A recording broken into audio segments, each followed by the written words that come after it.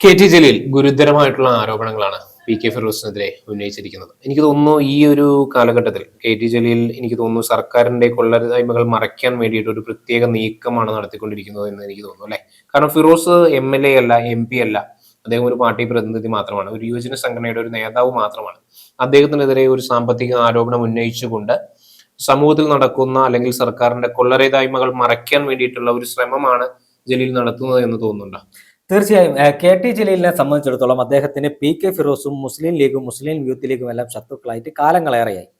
CPM ജലീലിനെ കൃത്യമായി ഉപയോഗപ്പെടുത്തിയിട്ടുണ്ട് എന്നൊരു യാഥാർത്ഥ്യമാണ്. അത് മറച്ചു വെക്കേണ്ട ഒരു കാര്യമില്ല. കാരണം കുറ്റിപ്പുറത്ത് PK കുഞ്ഞാലിക്കുട്ടിയെ പരാജയപ്പെടുത്തിയത് മുതൽ CPMന്റെ സഹയാത്രികനായി CPMന് മലപ്പുറത്തും കോഴിക്കോട്ടും പ്രത്യേകിച്ച് മലബാറിന്റെ പല മേഖലകളിലും മുസ്ലിങ്ങളെ പാർട്ടിയിലേക്ക് കൂടുതൽ അടുപ്പിക്കുന്നതിന് വേണ്ടിയുള്ള ഒരു പാലമാണ് കെ ടി ജലീൽ. പക്ഷെ അദ്ദേഹം കെ ടി ജലീലിന്റെ പാർട്ടി മെമ്പർഷിപ്പ് സ്ഥാനം എടുത്തിട്ടില്ല.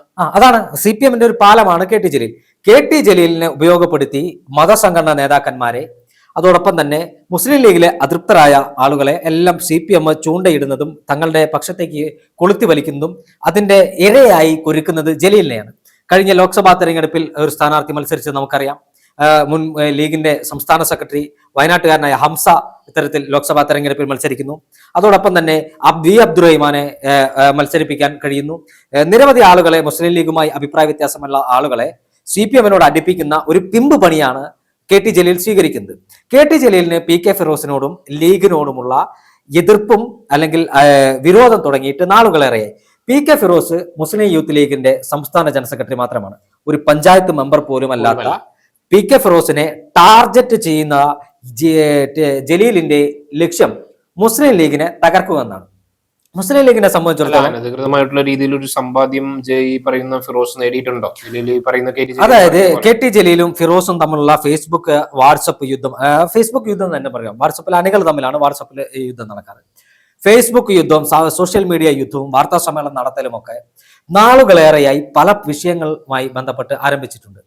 കത്വ ഉന്നാവ ഫണ്ട് വിവാദവുമായി ബന്ധപ്പെട്ട് PK ഫിറോസിനെതിരെ വലിയ ആരോപണം ജലീൽ ഉന്നയിച്ചു. ഫിറോസ് അത് തെളിവ് സഹിതം പൊളിച്ചടക്കി കൈ കൊടുത്തു. അതിന് ജലീലിന് പിന്നെ മറുപടി ഉണ്ടായിരുന്നില്ല. സ്വർണ്ണക്കടത്ത് കേസുമായി ബന്ധപ്പെട്ട് കെ ടി ജലീലിന്റെ പേര് വരികയും കെ ടി ജലീലിനെ അന്വേഷണ ഏജൻസി, അതായത് എൻഫോഴ്സ്മെന്റ് ഡയറക്ടറേറ്റ് കൊച്ചിയിലേക്ക് വിളിച്ചു വരുത്തി ചോദ്യം ചെയ്യുന്ന ഒരു സാഹചര്യം ഉണ്ടാവുകയും ചെയ്തു. അതോടൊപ്പം തന്നെ കെ ടി ജലീൽ തലയിൽ മുണ്ടിട്ട് ഔദ്യോഗിക വാഹനം ഉപയോഗിക്കാതെ സ്വകാര്യ വാഹനത്തിൽ വന്ന് അന്വേഷണ സംഘത്തിന്റെ മുന്നിൽ ചോദ്യം ചെയ്യാൻ വന്നത് കേരളം കണ്ടതാണ്. അതുമാത്രമല്ല, ബന്ധു നിയമനവുമായി ബന്ധപ്പെട്ട് KT അദീബ് എന്ന് പറയുന്ന കെ ടി ജലീലിന്റെ ബന്ധുവിനെ തന്റെ ഒരു നിയമനം നടത്തിയതുമായി ബന്ധപ്പെട്ട് ഹൈക്കോടതി വിധിയുടെ പശ്ചാത്തലത്തിൽ ഒന്നാം പിണറായി വിജയൻ സർക്കാരിന്റെ അവസാന കാലഘട്ടത്തെ, അതായത് ഭരണം തീരാൻ ഏകദേശം ഒരു മാസം മാത്രം ബാക്കിയുള്ളപ്പോൾ കെ ടി ജലീലിന് മന്ത്രിസഭയിൽ നിന്ന് രാജിവെച്ച് പുറത്തേക്ക് പോകേണ്ട സാഹചര്യം ഉണ്ടായിട്ടുണ്ട്. ഇതിന്റെ എല്ലാം പിന്നിൽ ഒരു ചാലക ശക്തിയായി അല്ലെങ്കിൽ ഈ കേസുമായി ബന്ധപ്പെട്ട് പ്രവർത്തിച്ചത് PK ഫിറോസ് ആണ്. PK ഫിറോസിനോട് തീർത്താൽ തീരാത്ത വൈരാഗ്യമുണ്ട് കെ ടി ജലീലിന്. അതിന്റെ ഭാഗമായിട്ടാണ് ഫിറോസിനെ ടാർഗറ്റ് ചെയ്ത് മുസ്ലിം ലീഗിലെ അല്ലെങ്കിൽ മുസ്ലിം യൂത്ത് ലീഗിലെ മറ്റൊരു നേതാവിനെ പോലും ജലീൽ ഇങ്ങനെ ടാർഗറ്റ് ചെയ്യുന്നില്ല. നജീബ് കാന്തപുരം ഉണ്ട്, N ശംസുദ്ദീൻ ഉണ്ട്, PM സാദിഖ് അലി ഉണ്ട്, ഇത്തരം നിരവധിയായ യൂത്ത് ലീഗിന്റെ നേതാക്കന്മാരുണ്ട്. അവരെയൊന്നും ടാർഗറ്റ് ചെയ്യാതെ PK ഫിറോസിനെ കൃത്യമായി ടാർഗറ്റ് ചെയ്ത് അദ്ദേഹത്തെ അടിച്ചു കിടത്തുക എന്നൊരു ലക്ഷ്യമാണ് കെ ടി ജലീലിനുള്ളത്. കത്വ ഉന്നവ ഫണ്ടുമായി ബന്ധപ്പെട്ട വിവാദങ്ങൾക്ക് ഫിറോസും പാർട്ടിയും തെളിവ് സഹിതം മറുപടി നടത്തിയപ്പോൾ ജലീലിന് മുണ്ടാട്ടം മുട്ടി. അതിനുശേഷം വയനാട്ടിലെ ഭൂമിയുമായി ബന്ധപ്പെട്ട് ചൂരൽമല മുണ്ടക്കൈ ഉരുൾപൊട്ടൽ ബാധിതർക്ക് വീട് നിർമ്മിക്കുന്നതിന്റെ ഭാഗമായി മുസ്ലിം ലീഗ് അവിടെ ഒരു സ്ഥലം ഏറ്റെടുത്ത് അവിടെ വീട് നിർമ്മാണത്തിന് തുടക്കം കുറിച്ചിട്ടുണ്ട്. അതിനുശേഷം ആ വീട് നിർമ്മാണവുമായി ബന്ധപ്പെട്ട് ഭൂമിയുമായി ബന്ധപ്പെട്ട് ഭൂമി മുസ്ലിം ലീഗ് മറ്റൊരാളോട് വില കൊടുത്ത് വാങ്ങിയ ഭൂമിയാണ്. ആ വില കൊടുത്ത് വാങ്ങിയ ഭൂമിയുമായി ബന്ധപ്പെട്ട് വലിയ വാർത്താ സമ്മേളനം നടത്തി മുസ്ലിം ലീഗ് പറഞ്ഞു, നിങ്ങൾ ഭരണ സംവിധാനത്തിന്റെ ഭാഗമായി നിൽക്കുന്ന ആളുകളാണ്, നിങ്ങൾക്ക് ഏതെങ്കിലും തരത്തിലുള്ള ആക്ഷേപമുണ്ടെങ്കിൽ സർക്കാരിനെ സമീപിക്കാം. അതോടുകൂടി ആ വിവാദം അവസാനിപ്പിച്ചു. വീണ്ടും ധോത്തി ചലഞ്ചുമായി ബന്ധപ്പെട്ട് ഒരു അഴിമതിയുമായി ജലീൽ രംഗത്ത് വന്നു. ഈ ധോത്തി ചലഞ്ചിൽ സർക്കാർ ഖജനാവിൽ നിന്നോ അല്ലെങ്കിൽ സർക്കാർ സംവിധാനത്തിൽ നിന്നോ ഒരു രൂപ പോലും നഷ്ടപ്പെടുന്നില്ല. കാരണം ഇത് മുസ്ലിം യൂത്ത് ലീഗിന്റെ പ്രവർത്തന ഫണ്ടിലേക്കുള്ള ഫണ്ട് പിരിവുമായി ബന്ധപ്പെട്ട് എന്തിനാണ് ഒരു അഴിമതി ആരോപണം ജലീൽ ഉന്നയിക്കുന്നതെന്ന് ചോദിച്ചാൽ ജലീലിന്റെ പരസ്യമായ അല്ലെങ്കിൽ ജലീലിന്റെ ലീഗ് വിരോധത്തിന്റെ ബാക്കി പത്രമാണ് ധോത്തി ചലഞ്ചിൽ കണ്ടത്. ധോത്തി ചലഞ്ചുമായി ബന്ധപ്പെട്ട വിവാദങ്ങൾക്ക് യൂത്ത് ലീഗ് മറുപടി കൊടുത്തു, PK ഫിറോസ് മറുപടി കൊടുത്തു. അതിനുശേഷമാണ് മലയാളം സർവകലാശാല ഭൂമി ഏറ്റെടുക്കലുമായി ബന്ധപ്പെട്ട് കൃത്യമായി PK ഫിറോസ് KT ജലീലിനെതിരെ ആരോപണം ഉന്നയിച്ചത് തുഞ്ചത്ത് രാമാനുജൻ എഴുത്തച്ഛന്റെ, മലയാള ഭാഷയുടെ പിതാവായ രാമാനുജൻ എഴുത്തച്ഛന്റെ ജന്മദേശമായ തിരൂരിൽ പ്രവർത്തിച്ചു വരുന്ന മലയാളം സർവകലാശാലയ്ക്ക് ഭൂമി ഏറ്റെടുത്തതുമായി ബന്ധപ്പെട്ട് വലിയ ക്രമക്കേട് നടന്നിട്ടുണ്ടെന്ന് PK ഫിറോസ് ആരോപണം ഉന്നയിച്ചു. ആ ആരോപണത്തിന് ജലീല് ഒരു മറുപടിയുമായി വന്നു. പക്ഷെ ആ മറുപടി പച്ചക്കള്ളമാണെന്ന് തെളിഞ്ഞിരിക്കുകയാണ്. 2019 ഭൂമി ഏറ്റെടുത്തതുമായി ബന്ധപ്പെട്ട ഏറ്റെടുക്കേണ്ട വിജ്ഞാപനവുമായി ബന്ധപ്പെട്ട തെളിവ് കഴിഞ്ഞ ദിവസം ഫിറോസ് പുറത്തുവിട്ടിരിക്കുകയാണ്. ഇതോടുകൂടി ജലീലിന് വീണ്ടും മുണ്ടാട്ടം മുട്ടിയിരിക്കുന്നു. ജലീലിന്റെ ലക്ഷ്യം ഫിറോസിനെ രാഷ്ട്രീയപരമായി തകർക്കുക. കാരണം മുസ്ലിം യൂത്ത് ലീഗിനകത്ത് കൊള്ളാവുന്ന ചെറുപ്പക്കാരെ, ശങ്കരാടി മറ്റേ സന്ദേശ സിനിമയിൽ പറയുന്ന പോലെ എതിർ രാഷ്ട്രീയ പാർട്ടിയിൽ കൊള്ളാവുന്ന ചില ചെറുപ്പക്കാർ ഉയർന്നു വരുന്നുണ്ട്.